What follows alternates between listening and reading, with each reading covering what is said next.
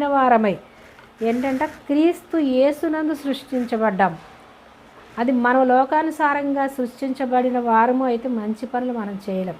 క్రీస్తు యేసు ద్వారా మనం సృష్టించబడి క్రీస్తు యేసు మనల్ని ఏర్పరచుకుంటే మనం మంచి పనులు చేయకపోతే మనము క్రీస్తు వారము కాదు, క్రీస్తును ధరించుకునే వారము కాదు.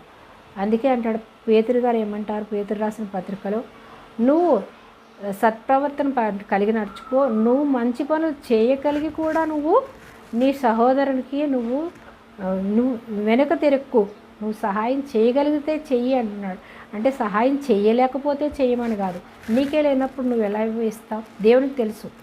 నీకు ఉండి కూడా చేయకపోతే అది దేవుని బిడ్డవు కాదు, దేవుడు నిన్ను తయారు చేసుకున్నటువంటి బిడ్డ అంటున్నాడు. ఏమంటున్నాడు?